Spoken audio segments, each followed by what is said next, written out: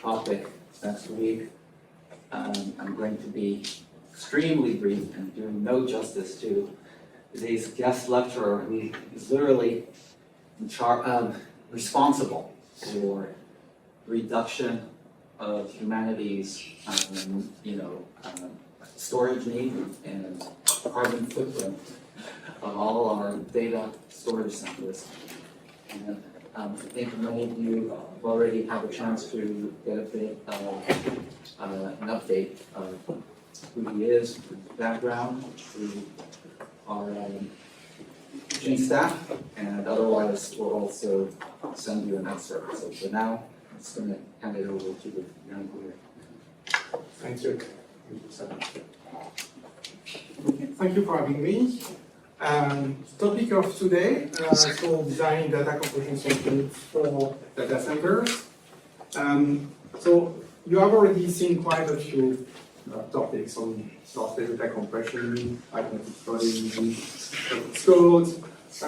This is not the point of today. We will not see that again. What we will talk about is essentially everything else not directly related to data compression algorithm, which is nonetheless there in any project involving data compression.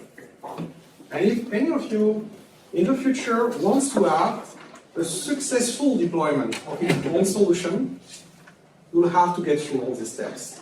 And it's better to get prepared by knowing them. Yeah. So the topic of today is just that. Let's assume you have a brand new compression algorithm you are very proud of. And you would like to get it deployed in all the data centers across the world. What will it take? What will you need on top of just compression? And so we'll start with triviality. Just know your use case. Okay? What does that mean? It's obvious, but what does that mean? The first thing that comes to mind is respect the access pattern of your consumer or user. What do I mean by that? Let's take an example. I'm doing a backup of a big database. It's a very big blob of bytes that is being transferred from one side of the data center to another side of the data center. A big blob of bytes. That's one access pattern. You don't expect to do anything else than transporting it and storing it. If you need something in the middle of it, you're screwed. So another kind of access pattern is, let's say, a compressed file system. ButterFS, ZFS, if you are aware of that, compress your file on the fly on your hard disk. How do they do that? Well, first they know the file system. It's not a big blob. Okay, it's it's tree. And these files have a lot of properties, including their size. And when it's a big file, it's not going to be a single blob. It's going to be cut into small chunks, and these chunks will be reordered across the storage system. You don't need to know the detail. But when it comes to data compression, that means you're not compressing a big thing. You're compressing a lot of little chunks. And that's entirely different. The kind of technique you will use to exploit large blobs are fundamentally different from what you will use for very small blobs. So the access pattern is everything. If you come to your customer and say, okay, I have better compression, but you need to change the way you access your data, that's going to be a hard sell. It's going to take time for them to accept to change their application. Whereas if you fit in the established pattern, it's a much lower bar. So access pattern for me is key. We start from that, and we see what we can do with it. The second property, which is sometimes mentioned, but probably not enough, is speed. So speed can be considered kind of secondary topic. Let's do great compression and let's make it as fast as possible. That's one way of seeing it, but in my experience, that's not the right way of seeing it. Rather, your customer has a speed requirement below which its application doesn't work. And the question is more, what can I do within this requirement? We know speed first, we develop for that speed. We do as best as we can in compression, for that logic. That reverses the logic, that reverses what matters the most. So there are cases where you could say, who cares about speed? We have all the time we need. A very classical example is video games, where you do have assets to compress, and they are all going to be just decompressed afterwards. You say, I'm going to take a whole day to compress that thing, because then all my players around the world, they just decompress it. So I can be very slower. Well, if you know anything about game development, it's kind of rushy at the end. Actually, the game is ready like 6 hours before the time limit. So you need to compress tens of gigabytes of data within an hour. And now it's no longer that slow. So there is absolutely no place I could have other example like that, where it seems that we could be slow, but no, there is a limit. There is always a limit. Know it so that you know how much you can put pressure on the system for compression. If otherwise it doesn't fit the use case, it's useless. And the third requirement, I won't go into detail here, is simply memory. I mean, there are algorithms which don't care about memory. If you take SNX, that's an experimental compressor. It's done by allocating 20 gigabytes, and then we'll see what we need. And that doesn't work. In data centers, we have tons of threads, hundreds of threads working at the same time, sometimes fibers. So depending on the use case, you need to be extremely restricted. You only have 10 kilobytes, 100 kilobytes, 1 megabyte. It depends. You need to know. The reverse is also true. It would be a pity to not use the widget you have. The example here would be Zlib. It was Deflate, developed in the 90s for the performance of the 90s, which means that it has a window size which is static, 32 kilobytes. It used to be great in the 90s, but today it's still limited, and it cannot be retrofitted. That means this algorithm cannot grow. So use as much as you can, but not more. So after I say all this, it should be obvious that actually it's not the right direction. I said you have a great algorithm, you want to get it deployed. But if you have all that, it's actually know your use case and make your algorithm for the use case. This is very different in approach. If you have the algorithm first, you are going to hunt down the one use case that can fit with it. It's going to be difficult. The other direction is much easier to sell. So the first point is know your use case and design around its requirements. Now let's say you have it. You have a great compressor for your use case. What's next? Well, the one thing you don't want is to have a headline which explains that your algorithm was exploited to be a security liability of your employer or your customer. And there is nothing better than a codec to inject something into a system. A codec receives data from somewhere else in the world and interpret it as a set of commands to do something. That's the perfect door to inject malicious software. So that means it should be taken with extreme priority. Having more compression performance doesn't scale compared to that. That matters on top of everything. So we are not clueless about how to deal with that. The first thing is really simple. Test. Okay? Don't go in broad. Test. And don't be kind. Okay? Not just it works well when we are in good situation. Hammer it. Try to make it fail. Okay? And when it fails, continuous is an important part. Always check again if it still works. Okay? It's very easy when you have complex software that you fix a bug, okay, that's done. Fix a second bug, then that's done, but it has introduced a third bug. Okay, I'm going to fix the third bug, but by doing so, I've re-enabled the first bug, and it's a whack-a-mole. If you want to avoid that, you need a continuous test system, which is always guaranteeing you that you are making progress, that any known flow is taken care of. And actually, that's going to be the majority of your system. The test is going to be a lot more complex than the codec itself. So can you give like a concrete example of what you mean by an attack? I'm not sure I understand. Yes. So you have a data center, you receive data which is compressed, and you believe it comes from a known source, but actually no, it's a third-party actor. And now this compressed data comes into your decoder.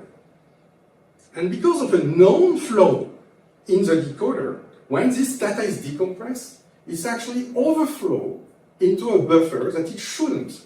And it starts to write a program there, and then it manipulates a pointer to go there, and now you have a Trojan. This happens all the time. It's not theoretical. It's what happens every day. So is it fair to say that when you talk about testing, you want to verify that what you think is a lossless compressor is truly a lossless compressor? That's the starting point. I would say you want to verify that it can't trips, but you want also to verify that it doesn't blow away any of the security of the system. So that means it never reads anything out of the assigned buffer. It never writes anything out of the assigned buffer. It never reads the data that has not been initialized beforehand. It never blows away the stack, and so on. So unit test is when you control the scenario and say, I know this is a bad case, I want to test it forever. But there are an infinite amount of scenarios. And this day we have better tools to deal with that. And that's called fuzzing. So that's something I would invite everyone here to look at.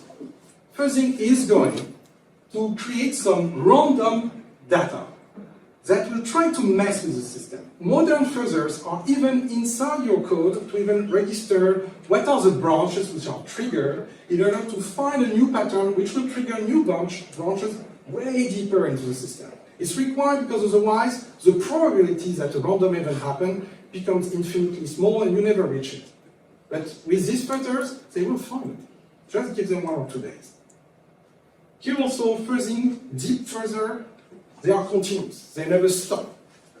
If you've got an open source project which is well employed across the industry, you might even have a ticket for OSS Fuzz, which is an infrastructure by Google, which continuously tests and fuzz these libraries. 24/24 by dozens of servers. And if there is something to find, they will find it. This is the price to have a secure software. And the secure software is mandatory to be deployed. Yes? So are these fuzzers, I mean, I'm guessing that they are probably somewhat quite common to any software, not just compression. Absolutely. Yes. Here, these advisors, you could say, it's not just for data compression. Any software should pay attention to that. So, the one thing is that compression is also a codec, and that's a major vector of an attack. So that's why it's even more important to pay attention to that here rather than a GUI interface. For example, it's less important there. Also keep in mind that data compression algorithms tend to be very deep in the software stack. So you will find that essentially everywhere, used by almost every software within the data center. So the flow there has an attack surface which is immense. And that's why it matters a lot. Okay, let's say you have to test your software with the best possible practice there is, and you are secure with that. So what comes next? Well, it's time to use it. So it's time to integrate it. How do we do that? So these questions are also not specific to data compression. They just happen to be there and they need answers. How is the compression solution provided? Is that a source code that's going to be compiled with the target application? Is that a pre-compiled binary? Is that a CLI? Is that a library? Or is that even a service or a black box that you need to access? There is no one-side answer here. It depends, once again, on your use case. If the integration story is not adapted for the use case, it won't go further. Okay. So just find the right level for your use case. The second topic here may seem simple. That's API design. So API, application programming interface, that's what your user are actually manipulating. It could be a command line, or it could be a C API with symbols. And in this case, what you want is two things. A simple story for new users. so that they get into the system, learn how to use it and want more, and progressively discover, unlock new achievements, if you wish, and get more and more capabilities from the libraries. Too many libraries give you the entire complexity of the system up front. This is a massive step that will dramatically reduce the number of users. So, if you want more users, make the story easy for them. The second point, this one is more difficult to explain, but I will try. It depends on the culture of the company, but some companies really don't have a great culture for API. Everybody will try to get rid of his problem to his neighbor. So let's say I've got this library, it depends on other libraries, which have crazy interface I don't understand, with parameters I don't understand. Let's put that up, and now it's a problem of my user. So this kind of behavior happens as a result of culture of some company. If you do that, software is dead. That means never you're going to be used elsewhere than between this lower layer and this upper layer, and your user will not be even able to make sense of it, not more than you. So API design, I would say this is a question of simplicity, ask the minimum required for the software to work. And then open up gradually advanced capabilities, but really gradually, and don't go too deep, because at some point we are just exposing the internals of the software. And once they are exposed, you can never change them. The software can never evolve, because it will no longer respect the interface. The API is this thing that will be the stickiest in the system. You can change the algorithm, you can change the format, probably will not be able to change the tool. If you have one or two customers, yes, sure. But as soon as you've got a mountain of customers, no, finished. This thing is sticky. So that's why it matters to have a good API design. Versioning policy is a bit more subtle, but I try to say, just have one. Just think, what happens in the future if my format changes, if I introduce new capabilities? Can I? Too often we have seen existing software which have been betting the farm on one thing, and we need to change it, and we can't even represent it. And so now we need to add another layer below the layer to have its own header to express that, no, but in this case, we can find solution, but it's a good. Versioning is just think about the future. It's not just about the software today, it's how it will be tomorrow. So you just have to think about this evolution. And you bake that into the format and into the API.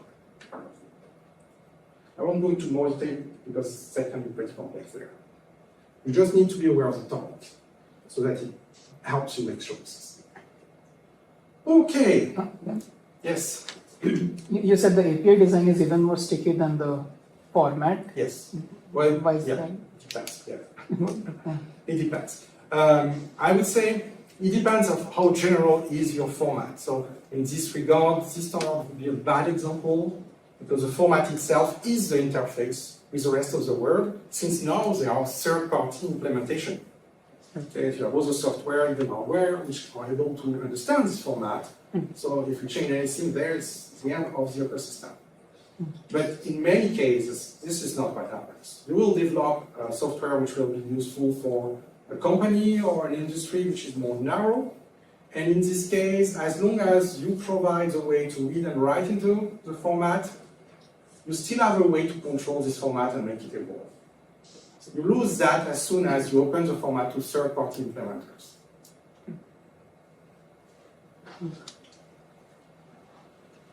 Okay, it's ready to integrate it. So what's next? Let's make it run. So what can go wrong? Well, that's a question. What can go wrong and how to be aware of that? So one thing which will be necessary is some monitoring capability. So in all fairness, you don't develop that on your own side. Any data center will have some monitoring capabilities. I think they are almost different every time, but they have some regular components you expect. You have a place to log events. You have a system to read those events and produce some nice graphical charts, general or more narrow. This system exists. You will need them. because it's never true that it's funny. I mean, even in the case that your software is so perfect that it never has any flaw, the rest of the world will. If you have a data center which is large enough to have many servers, some of them will fail. I'm talking hardware failures, RAM failure, communication failures. And then something will fail in the compression library as a consequence of that. How can you prove that it's not your software, but it is the hardware? Or your software is fine, but the user, the application using it, is not. It's crappy. It's going to write out of bounds. It's going to blow its stack and write something into the state of your compressor which will make it do crazy stuff. How can you know that? So monitoring is mandatory. Anything you deploy, you need to be able to survey. And on top of that, you'll be able to produce nice charts. So who will want that? It looks funny, but at the end of the year, you will want to prove to your employer that you are useful. And that's going to serve that. Debugging is this next step, and when something goes wrong, you need to investigate. And okay, imagine you have a compression format that needs to go through a black box in order to be understood. And now there's something wrong, you have this trace, you have to go through the black box to even understand the trace. But the problem is in the black box. It's not a great story. So we are in this situation where we need tools to understand what's going on. And all of a sudden, these tools need to understand the compression format we just created. So it used to be that this compression format was developed for one thing, one use case. The consumer, the producer, consumers, and but now we have new actors. They also need to understand compression format. How are you going to support that? Which leads us to the next point. An ecosystem. If you are even mildly successful, that's what you will start to create, an ecosystem. Which means that after your first use case, we have a second use case, we have a third use case, and pretty much you will have a collection of tools and software which need to be compatible with your format. So think again about the integration experience.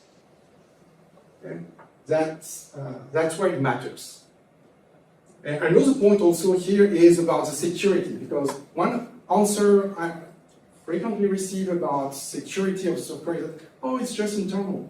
Everybody's trusted. No problem with that. But it doesn't take long before you have new use cases, and maybe they are not that internal, or they look so that actually no. So security matters, integration story matters, because more and more teams will be dependent on it. And these clients, maybe initially, they used to be all on servers, x64, fine. And who knows, maybe tomorrow the server is ARM64, or maybe now it's run on client, which is actually a smartphone, or maybe it's RISC-V now, who knows.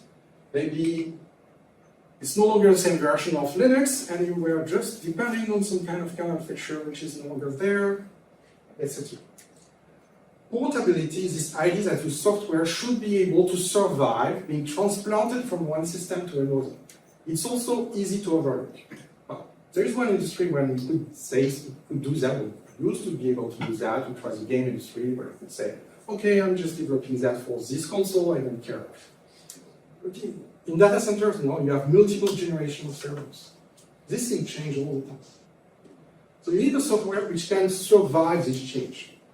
The closer to the meta it is, the less able it will be. And this will have a direct impact on the lifespan of the solution and on the ecosystem, on the number of systems which can actually use it. Yes? Sorry. So you mentioned a couple of times now, like I think you mentioned like stack overriding, like blowing up the stack, and also just like vulnerabilities in general. Yes. Often caused by languages like C and C++. At least the memory vulnerabilities. I mean, the problem of C is that it doesn't offer an automatic way to guarantee you these properties when you write the code.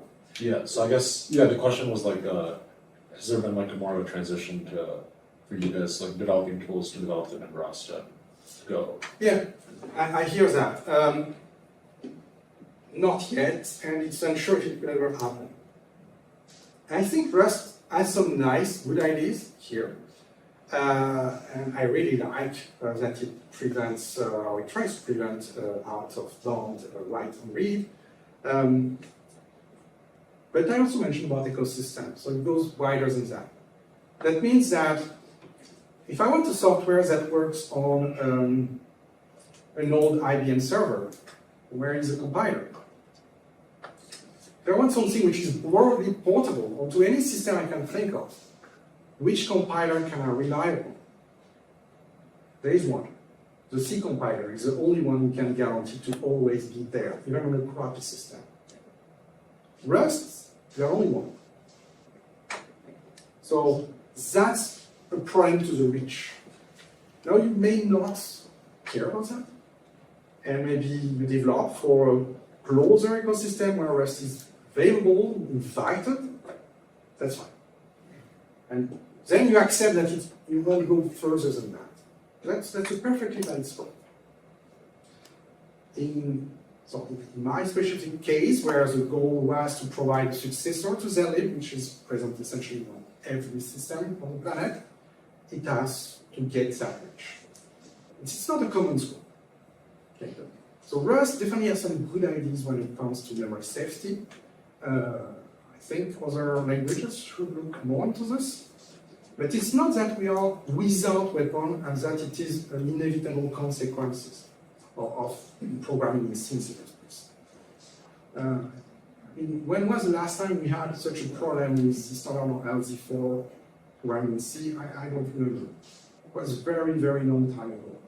If you test correctly, if you develop your system's programming standard, if you have some strategy in how you allocate and how you use, you considerably reduce the risk to the point where, yeah, it's negligible now.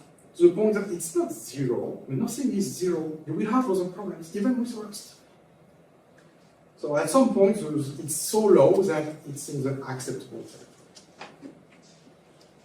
But I would also like to see some progresses on this front, even on C and C++. I think it would be valuable. Yes? So, does portability prevent like Z standard or Z4 from using like the modern instructions and so on? It doesn't prevent, it requires you to pay attention how you develop them. For example, you have a new routine, it's very efficient, it works on AVX512, and now if you have AVX512, it's great, and if you don't, it doesn't work. That's not a nice story. A better story is you've got a code, best story, which is auto-vectorized by the compiler, which understands, oh, that's a loop which is very clean, I can broaden that over what's available, which might be AVX512, AVX2, SSE, or even the ARM equivalent, or the new vector extension of ARM, and you let the compiler do that for you. And now you have one code. Now that's a too good story. In most cases, it's not that great. We still need to have a dedicated code for this vector extension, but you always have the backup in proper C, which is portable. And you are able to properly dispatch depending on the compiler characteristics. And when you know that AVX512 is available, you put that available. So sometimes it's compile time, sometimes it's runtime. You have a check at the beginning and then you trigger it. But what I mean is that you actually start from a safe place. The code always works. And then you specialize it in good conditions, but you never lose a safe place. And that's the price to be portable.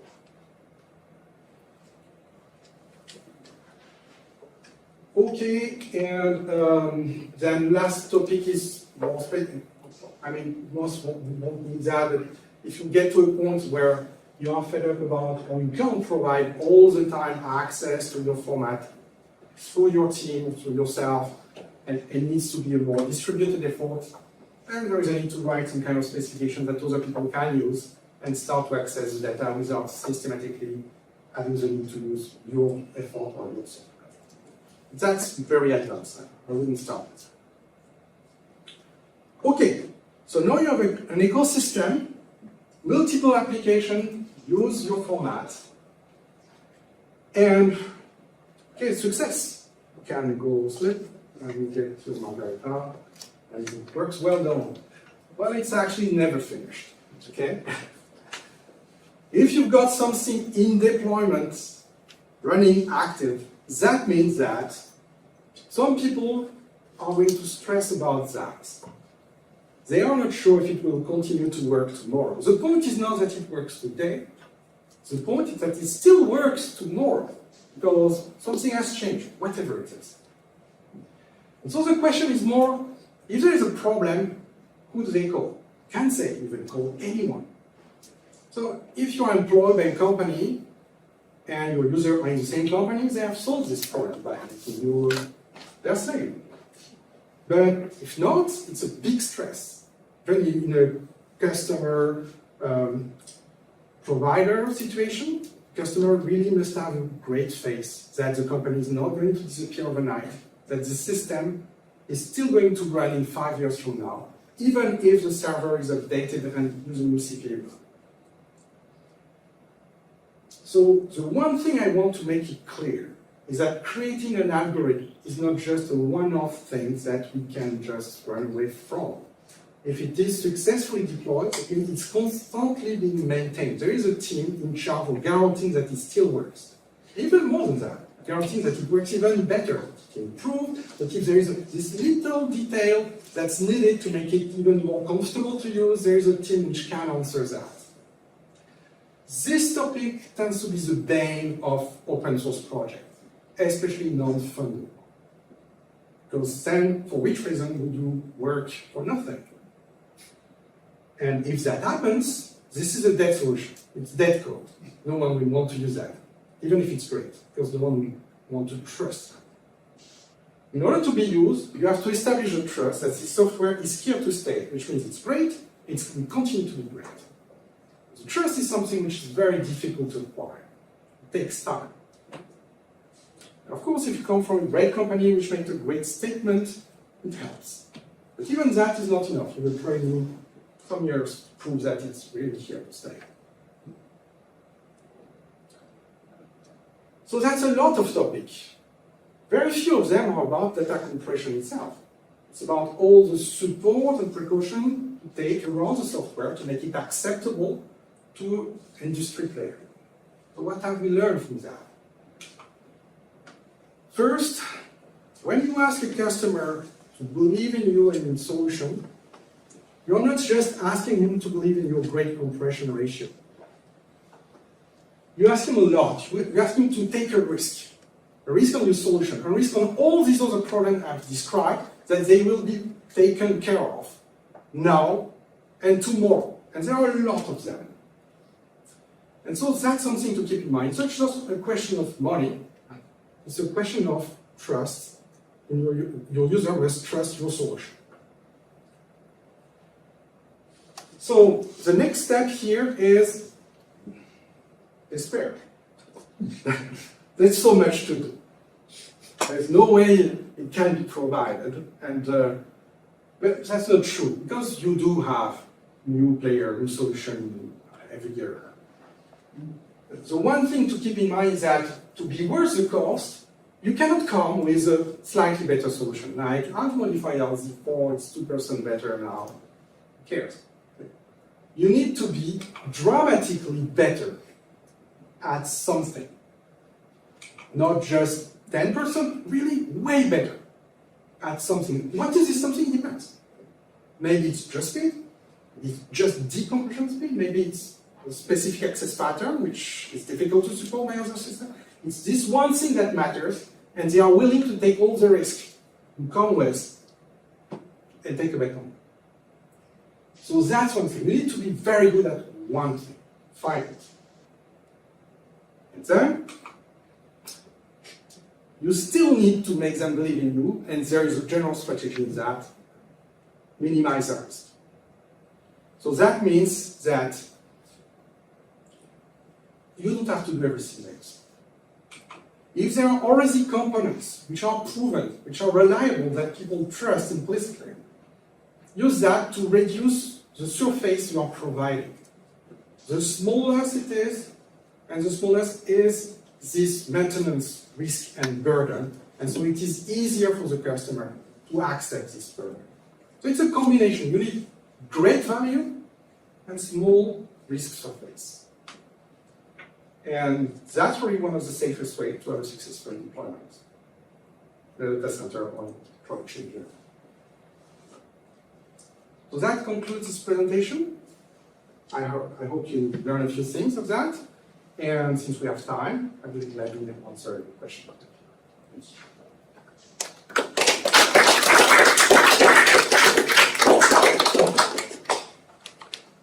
Yes. So you mentioned a lot of good thoughts on how to design a practical compression and how to deploy it in practice. I was wondering how many of these learnings were like you learned the hard way, working on say Z standard or the FSE or all other libraries. I actually learned most of them with L10. You could say L10 was the test ground for this standard. And that's probably one of the reasons why this standard had a great start, because it was implicit that a lot of the learning from L10 was right there. Yes, it takes some time. I mean, there are a ton of things that looks absolutely frivolous and uninteresting at the beginning, and it takes time to ingest them and say, no, that's important. That little thing like reading a few bytes out of bond cares. I don't, it doesn't crash in my computer. It does, it is extremely important for the user. It takes time to accept that. It's even more difficult if you're not paid for it, or if you're an amateur working on computers and accepting that there's a problem on the software platform you will never access in your lifetime. It can be difficult, but that's the price of having something which is well deployed and trusted. That means that their concern are taken care of. And now there is a certain brand associated to it. So yes, L10 was the experience by 5, and this standard was lots of success. Yes? I'm curious, how do you get started? You have some idea, you do one thing better than a compressor on the market. You said yourself, depression sets in. It's like, where do you begin? So, like, where did you begin? So, in my experience, I wouldn't consider it to be something to be replicated. There's a lot of luck involved too. So, keep that in mind. Success is not just work, it's also luck. It's a combination of two. If you don't have work, it will not work either. So, need both. What made me into it? That's a strange thing. I was interested in data compression since a lot of time, and I had a ton of time to kill, and I decided, hey, let's look at it for a while. And for some reason, I focused on very, very small algorithms that were very lean on resource and very fast.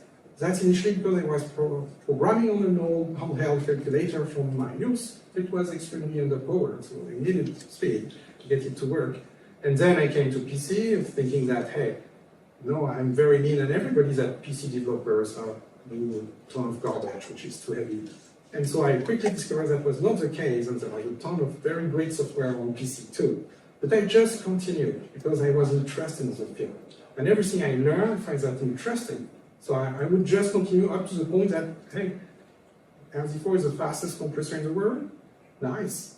At that point, it's just that. Nice. I only did that because I was interested. So there was no intention to be rich or to be successful. It was just a journey into, oh, I like it. Let's see further. And the one thing that changed everything, I believe, is the arrival of Snappy from Google, which is an algorithm also focused on speed. And the simple fact that Google releases it changed the topic, because now speed matters. And before that, it was a side topic. Now people realize we've got gigantic data centers with a ton of data. We have to deal with them so fast that in most cases, we just don't compress it, it's too slow. And now Snappy is not competing with JSF, it's competing with nothing. So it changed completely the discussion with speed. The problem was that Google is well known, and this guy in France, everyone knows him. So initially there was no traction. It took a while. I think the luck here is that first it happened. Second is that since most of these software packages were not designed to have a new compression algorithm, Most of them were about Z or nothing. When Snappy comes in, they have to change something really important in how they index this. And now that they are going to make this effort, they are saying, okay, but why not it? We could as well measure the rest of the competition. And so they started to look at LZ4, and I think that LZ4 will win all the time. So every time someone took the time to compare LZ4 to Snappy, it would win. It would take 1 or 2 years of that before finally the brand was established, and now it's a go-to solution for fast compression. That's one story. I wouldn't try to replicate it, okay? There is a lot of luck involved. The one thing which is interesting though is pushing further, because I could have let it go a lot of times. And there is no way you are going to push that if you are looking for a quick buck. The only way I can imagine someone pushing continuously, even when it's no longer moving more, is to be interested in the tool. At which point, it's not about being successful. It's just about enjoying the journey. And that would be my advice. Did you ever have any development help, or did you solo develop everything? It depends on what you call by help. I still developed up to the point where LZ4 was open sourced, but after that I received bug reports, requests, IDs, recommendations. At that point, it's important to listen. And I think that's very important, actually. If you are an open mind and accept all these lessons, you will improve considerably. As mentioned, it's very easy to just be pissed off and say, I don't care about your product. So that makes a ton of difference, actually. Sorry, I just... so I think that's the main point. After that, I was kind of helped by all this feedback. We say feedback is a gift. That's indeed how you should accept it. That will make you grow. Yes? For Z Standard, and for your employment at Facebook, how did you approach the negotiation? Was it your priority to make Z Standard? You know you were going to make Z Standard when you joined Facebook, and what was your process to make it so that it ended up being open source and widely distributed the way it is? Yes. I started Z Standard before being approached by Facebook, and I think I was approached by Facebook because I started to develop Z Standard. So this is in this direction. I was approached by many companies, actually, lots. I selected Facebook because it was the only company which was very clear that it would be open source. And most others were not so willing to give away something like that, so they were planning for something of proprietary. So then, it was my choice. I could have gone with another employer, could have a very different life. The offer was probably more competitive at the beginning, but it will match my objectives. So it's a matter of what do you want to do in life. And I wanted to open source this time. So that's how I ended up speaking. Yes? I was going to ask, will the customer always know their use case? In the beginning you said the customer needs to know, but maybe the customer just says like, oh, I just want something that's very fast. Is there any way you can like help tease out like exactly what their use case is? So are you asking for an example for a general strategy of negotiation? Or no, I guess like, is it a case where the customer does not know their use case? Or will the customer always come to you saying like, I know exactly what I need? No, generally, nothing is perfect. It's not that they don't know anything, it's also not that they know everything. There's something in between, and we have to talk together to discover the rough edges and where that works and not. And it's very common to find along the way something which is really problematic and it's in special attention, or even give up the product altogether if it doesn't fit. And it's important to be prepared to that. Don't have to be all in on just one direction. There are many use cases out there. Some are better, are easier to serve than others. So if you have the choice, limited time anyway, you are going to focus on what you can do. But indeed, there is a need to really look with the customer at their needs. And sometimes they are not so clear, or they even change. We start with one hypothesis, and then the format is different now, or the database has changed, or something important has changed. Does it still fit? Depends. And so I'm sorry, there is no single answer to that. Just remain open, that it is a negotiation, it's changing all the time. We need to listen and to ask. At some point, if they agree on everything, everybody agreed with everything, and it still doesn't work at the end, we make everything. There is a limit. So talking specifically about Z standard, I mean, we all know that we discussed this briefly in the last class, that it's something which is currently being widely deployed at quite a few places. Do you still think that, I mean, what are the current issues in, I mean, getting it to fully replace zlib? I mean, I know that it is beating zlib in a way on most of the parameters, except memory usage probably, it's But better. I wouldn't make that an objective. I think zlib is still here to stay for multiple decades. If only because, remember when I mentioned the interfacing is the last thing is the most stickiest? Well, that's not a ton of applications only understand deflate and will not understand anything else because they will not be updated. So I would expect them to remain here for multiple decades. And there is no objective to, it's not a hunt. That's fine. That's totally fine. Generally, when it's possible to replace, so they have a developer somewhere who is capable, willing to replace the lib by something else, that's when it happens. In general, this standard offers generally better performance. So you could say that it's even more at ease when you do have modern CPU, out of order CPU, generous amount of memory in the megabytes range. That's huge, but that's still a lot than a few kilobytes. That's territory where it's easier. When we go down in capabilities, both CPU and memory-wise, the difference narrows. At some point, you could wonder, well, okay, it's a bit better, but worth it. Is this 3% really worth it? And that's why I don't expect this standard to entirely replace the lib all over the planet. That's not even a goal. But these days, in data centers, there's a pretty clear trend, not just in Facebook Meta data centers. I know we're aware of usage of this standard across the industry, even in other countries. So I would say that's the most common choice as you say for most data center solution. That's good enough? Thanks. Yes. I was just wondering, like, when this was deployed, I'm sure there were, like, as you mentioned, some bugs. Was there ever a situation where, like, somebody using it kind of lost data Yeah. forever, and how did you feel? So you would be surprised that there was not so many bugs. Actually, we had once a bug, and indeed, data corruption is the worst you can do because it's silent, and you only realize that when it's too late. And so we had once a bug which would affect very, very large file, more than 4 gigabytes. And it was something very complex to explain, but let's say that was the core of the problem. How do you test that? Because you can test small inputs and you can have millions of tests on that, but huge inputs, by definition, you're not going to have a lot of tests with them because it's slow.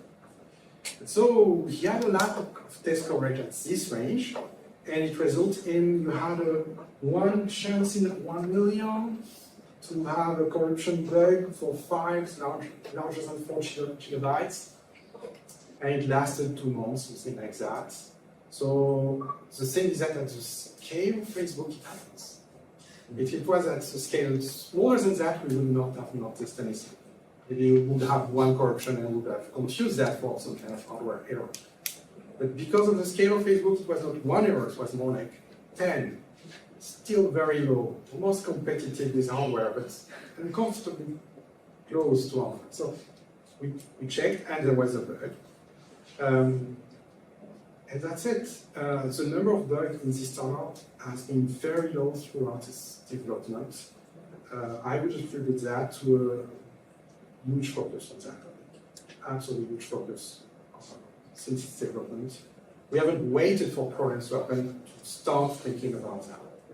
Fuzzing was part of the development process in the first 6 months.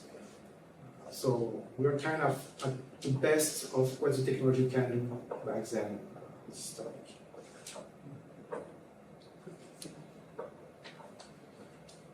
Yes. So you mentioned something right now about like one chance in a million. Yeah, Is that based on any sort of probabilistic modeling that you're doing? it's based on monitoring. So empirically? Yes. Yes.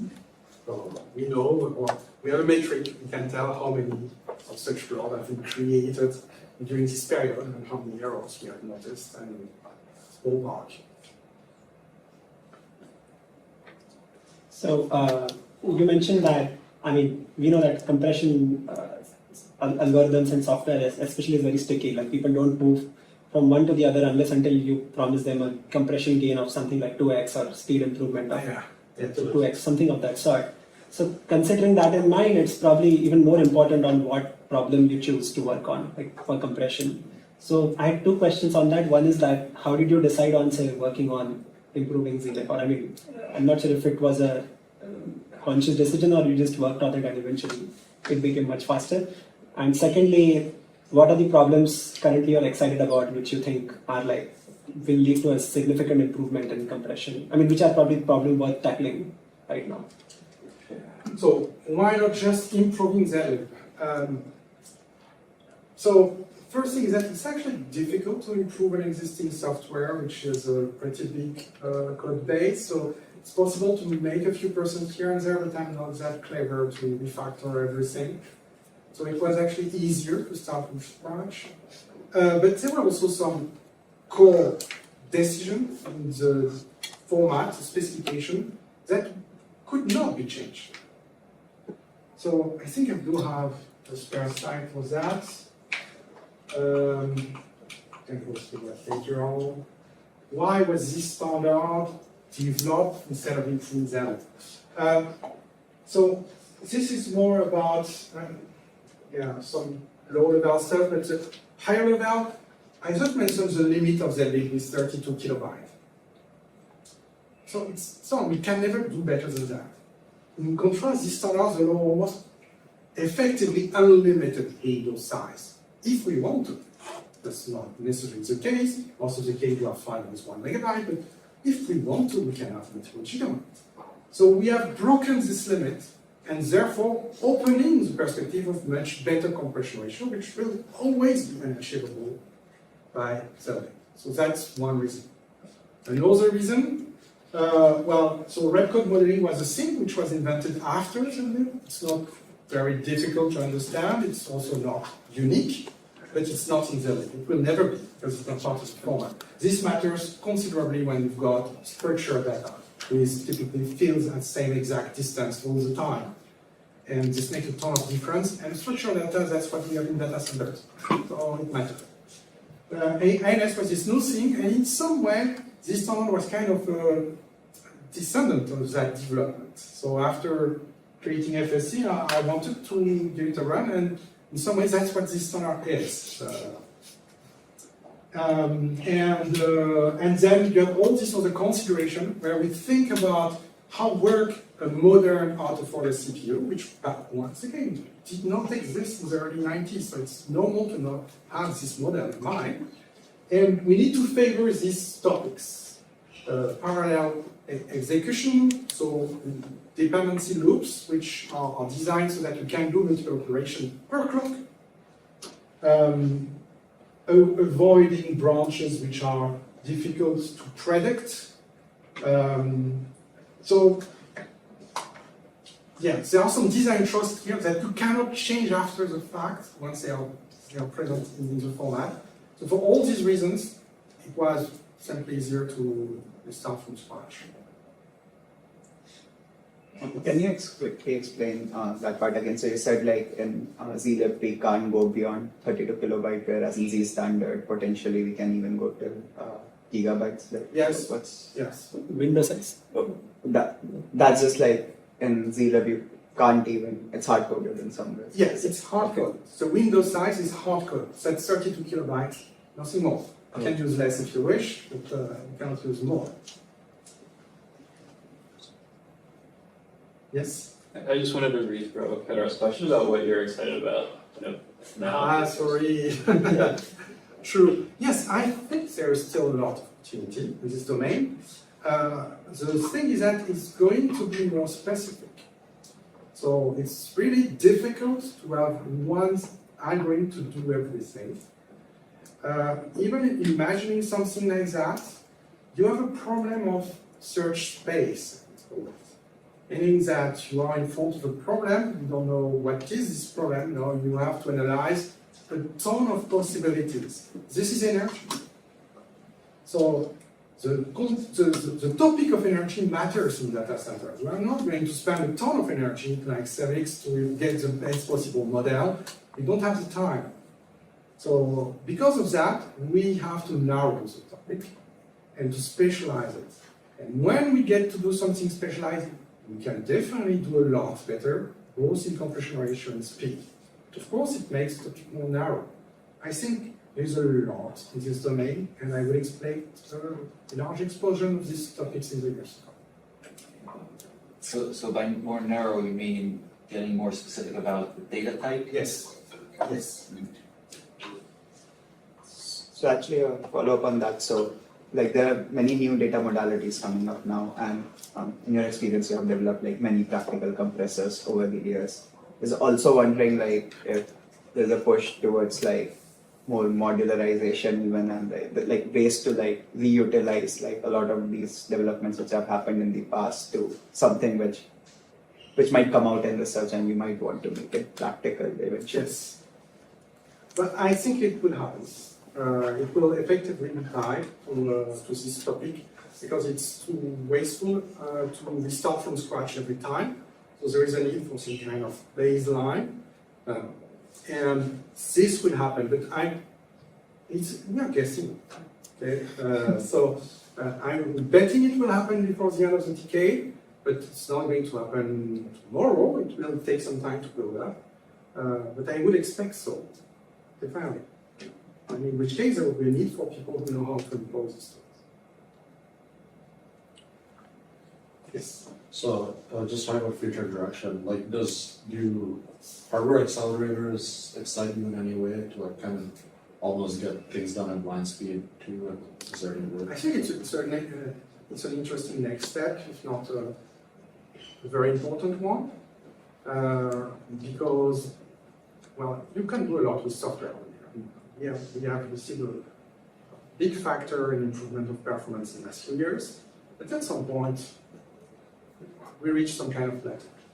So hardware is able to give us another order of magnitude, both in speed and energy. I think energy is even more important. So I would expect hardware to become more important as data compression becomes hardware. But it's only starting these days. It's not that you couldn't find an hardware accelerator in the past. It exists since more than 10 years, but it's barely used. My feeling is that they are going to use more in the years to come in data centers that will bootstrap this discussion. Because the big problem of the hardware is you cannot refactor it once it's deployed. So you better make some safe choices. And how do you still preserve some flexibility around it? So it's a big discussion. It's not easy. But this is also something I would expect to happen over the long term. Okay, we are talking 10 years from now. I would expect this topic to be in pretty good shape, but it will take that much time to write. Imagine even on more common topics like just doing a general CPU for which we have decades of experience. You start now, and you will tap out your silicon in 4 years from now, and maybe to be general available in 6 years from now, and that's not a new topic. So we have to be modest in progress on these topics, but I expect them to indeed happen. And an order of magnitude of better energy efficiency, that's certainly worth it. So yeah, I believe it will.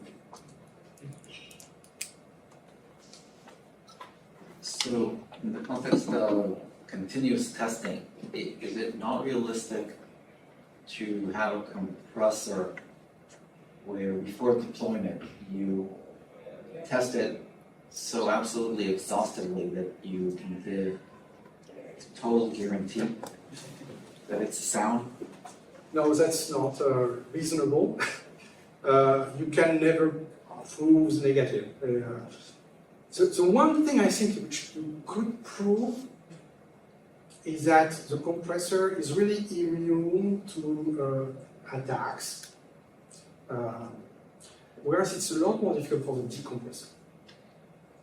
So it depends, of course, on the algorithm, on the specificity of the algorithm. Anything LZ based, I think you can prove it.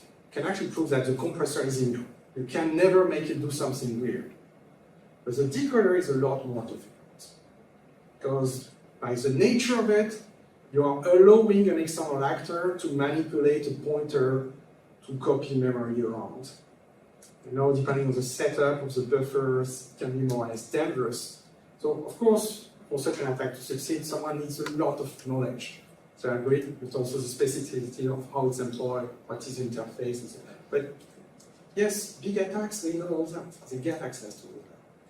So decoder, that's the hard point. You cannot prove it, I think, but you can test it so hard that it's really difficult to imagine a way, and I would feel very confident deploying that stuff. So that's more or less the way I see today the standard analysis. The real difficulty is that you typically have multiple ways to enter into the system. You have a basic decompression function, and then you have an advanced, and then a very advanced with multiple parameters, and then a weird use case. And these use cases are difficult because you need a test for each one of them. And so it could happen that one of the borderline use case wasn't tested as powerfully as all the other ones. And even though it reused 99% of the same path and same code, this little difference might be where the bug is. Because that's where I would be concerned. But for the base decoder interface, I think you can test it so well that a lot of other problems will happen before this one. The compressor, yes, you can probably prove it, but that's a big effort. Yes. So there are like a lot of tools, right? Like that people used to read their data or decompress their data, and so like initially I assume Z standard, like nobody could read Z standard, like very few people. Yeah. They could obviously like download it from GitHub and make it, but like generally, even today, like Linux doesn't come shipped with Z, like at least most of the Linux. It depends. Yeah, but like it's still not like as ubiquitous as gzip, for example. Yeah, it takes time for, it's a few years, so that every new Linux kernel comes with this standard. And in terms of distribution, it depends, but the majority and the most important one also ship with this standard today. But if you come back on an old distribution, which is possible because in data centers, you also have old system lying around, probably don't have this standard if they are more than 5 years old. So you still are in this situation that the absolute guarantee is L10. This one is going to be present, no matter what. This standard, likely, but yeah, it needs to be a bit more there. So did you like, in terms of approach, did you run after these people, like asking them to include Z standard in their tooling or on their systems? Or No. is it more of a thing that Z standard, so many people started using it that everybody felt that we should support it? Like what was Yeah, that's not my experience of the open source community. I don't go to Ubuntu or Arch Linux and ask them that. They decide. They decide that it's good for them to include it. So why? So once again, I think it's also a matter of brand. I think myself surprised by the speed at which this standard was adopted across the industry, because it was v1.0 in September 2016. And I would say by February of the next year, so 6 months later, all the big distribution had this standard included. So that's pretty fast. I would assume that this comes from LZ4. Most of these people already knew LZ4, which was there for 5-6 years. And so there's a kind of tendency to, well, perhaps that worked once, it will work this time. Plus the value was clear.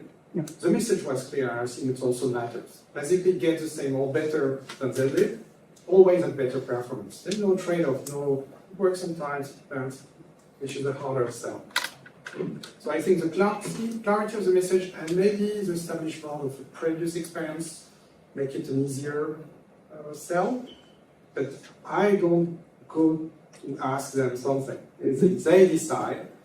Yes, the answer from the committee was really positive. And you mentioned earlier that like zlib had a fixed window, like they couldn't increase it further. Yeah. So how have you like tried to make sure that Z standard doesn't run into the same issues? Like 10 years from now, you want to add something, Yeah. or do you already have some like very strict boundaries that because you have a format it's that's essentially limited. It's essentially limited. That doesn't mean we use that. But- Because but- our own recommendation is 8 megabytes. right? But if someone needs 2 petabytes, that's possible. Okay? But- It's just we don't see a lot of use case where that's useful, but that's not the question of the format, it's a question of the implementation. But beyond window size, like more generally, like I assume when you fix a format, you have to fix like certain things about it, right? Like how have you tried to like maintain as much flexibility as possible while still like Yeah, it's a form of reason. Once the format is completely stable, you can never change that a single bit. So then you have to live with it. You have to accept the restriction and not say, oh, I could do that a bit better. Not to it. So there's a bit of stress at the moment you say, okay, we'll go with that. And of course, in retrospect today, there are a lot of little details that I would probably do differently. And none of this detail would really change the station a lot, but they would help. But it takes experience to know that. So it's also not possible for me to imagine having this experience beforehand. And even when you have the experience, you need the time. Sometimes there are too many topics to address, and the time is lacking. So there is a trade-off to find here between perfection and actually delivering something. So I have to thank my previous manager every time to push me to get something out for a certain event, because otherwise it's very tempting to continue working on it and get it a little bit better, and then the end never happens. So it's necessary to accept imperfection at some point. Yes? So it sounds like Snappy is an important part of the story because it kind of opened the door to getting people to be willing to try different compressors. Yes. But I guess when Google was first releasing Snappy, in some way they like went against some of the recommendations for how to get your new compressor out there. Like they broke a bunch of compatibility. They said like here you have to adapt to this thing that we're making and start using it. And I guess it's because they're a big company. So I guess you feel like the recommendation is kind of different at a big company. Like are there moves you can make now that we're going to release this, start using it? This is difficult question. Also come back to the period 2011. That's really probably where Google has the best brand at this moment. So anything, especially in the programming community, anything coming from Google is God's word. So they have this very big advantage that they say Snappy is something we find useful for us, it's probably useful for you, figure out. They don't need much more than that. The people who were in charge of doing that, they were not much more incentive. So they made it open source, they made it clean, very good code base, and that's it, and they moved on. So after that, the support of Snappy was kind of maybe.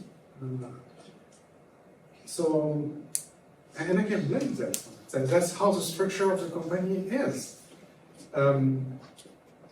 So in some way, that's probably why LZ4 would catch up and eventually overtake Snappy. But is that a big deal for Google? It's probably a non-event for them. They don't care much about that. So it's one of the situations when one individual is very passionate about something actually gets a lot more work and quality and time than even the professional organization can do because they are not incentivized to work more on it. I would love to see your slide. I think before this, the speed. Yes. Right. These are generic advices about making something fast, and this is about how modern computer works. So the first advice is really the top one. Any kind of random access is horribly costly. Okay? We are talking hundreds of cycle loss just waiting for the data to happen. There is a lot of calculation you could do in these hundreds of cycles. Especially these days where you can do multiple calculations per cycle. So we are losing easily more than 1,000 operations there, just waiting for the data. So that's really the first thing, limit the number of random access as you can. When you cannot, try to keep that into cache so that it's smaller. The prime is accessing the RAM, but the cache is much faster. L1 cache is fine, you're going to wait 3 cycles, that's fine. L2 cache is still okay, you're going to wait, depends. Dozen of cycles, 10, something like that, that's still fine. L3, you start to feel the pain. That's 50, 70, 80, depending on the architecture. And RAM is extremely costly. So avoid that, but sometimes we can't. I mean, it's not a matter of preventing that from happening. It will happen. But make that as low as possible. The second thing is unpredictable branch. That's also new.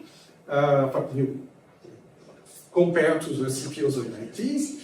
The thing is, anytime there is a branch, the CPU has to guess which is going to be the next instruction.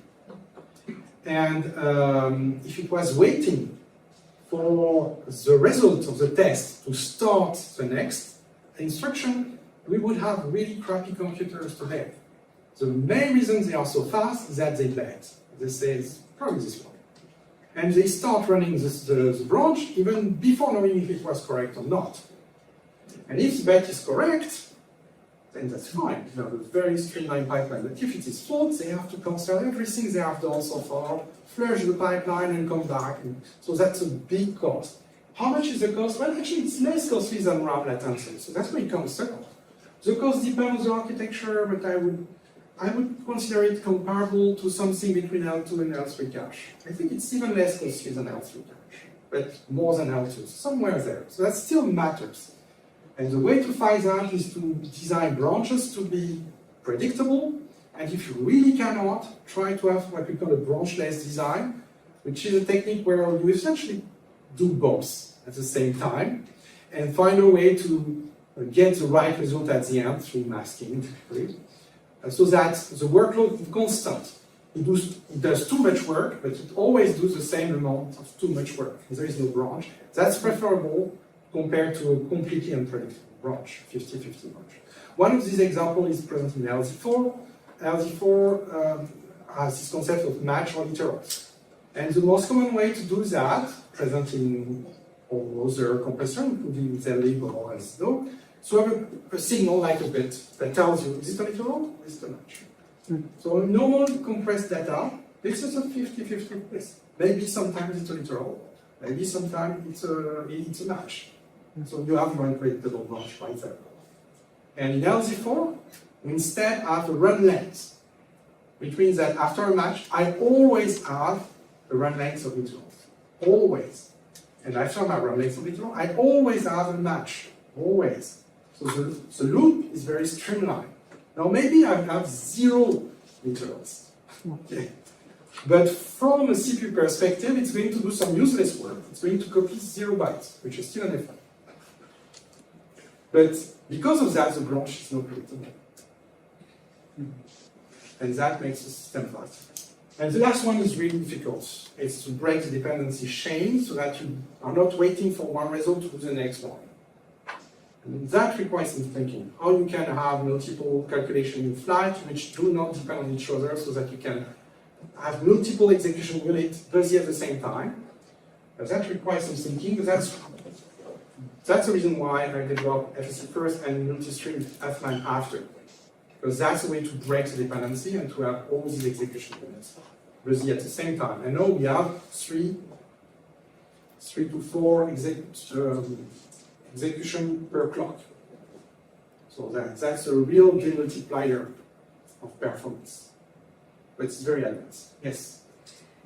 Hi, so this is not a question. I'm working with Yann. I just wanted to add that one of the reasons that security is a big issue and something that Yann puts focus on is that we said speed is important, but when you're working at these kinds of speeds where you're basically executing like 4 to 5 operations per cycle on the CPU, and you're not really allowed to have branches, that's when security becomes harder.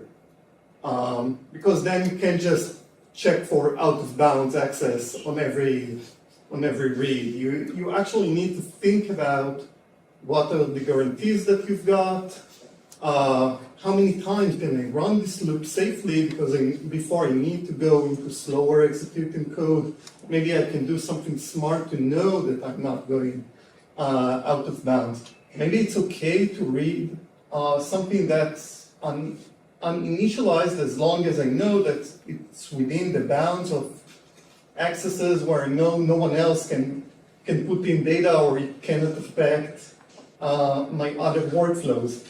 And this is where things get complex. Like it's easy, I would say it's easy to get something to run quickly. It's harder to get something to run quickly and be secure at the same time. So this is a learning process, mostly. It takes some time to get there. But in this process, always put secure first. That's more important. Yes. Probably a very stupid question. Like, with all this talk about how the word CPUs and stuff, did the Spectrum L10 exploits have any effect? So we are not directly affected by that. I would expect performance to be impacted there, but I couldn't tell you by how much. Since the problem is mostly at the boundary between the kernel space and the user space, and by default, we don't cross that boundary. This is a problem for the CPU manufacturers. This is a problem for the kernel developers. It's not that much of a problem here for this. Yes. So yeah, have you ever had to, while designing this, play around with compilers and actually different compilers and actually look at intermediate representations or Yes. assembly and iterate based on that? Yes. Okay. Yes, and that's pretty useful. Both is pretty good tool to do that. It's also tools that do the same. I think it's interesting. Is there a drawback to that? Not a lot. I think I would recommend that to anyone interested in performance. What I really like in the both is the fact that you've got so many compiler and compiler versions. So you can check and see that actually the same code doesn't leak the same assembly, even on the same compiler if you change a version. That's useful to know.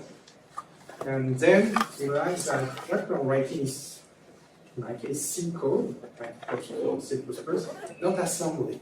So there is a level of interpretation between the code and the assembly produced, which means there is a lack of control in this mechanism. And there are ways to mitigate that, but it never goes away completely. And that's part of something to accept. If you want something which is portable, it cannot be written in assembly, and in which case there is the room for interpretation, in which case there is no direct control, it has to be accepted. I think we are out of time. Yeah, it's time. Yeah.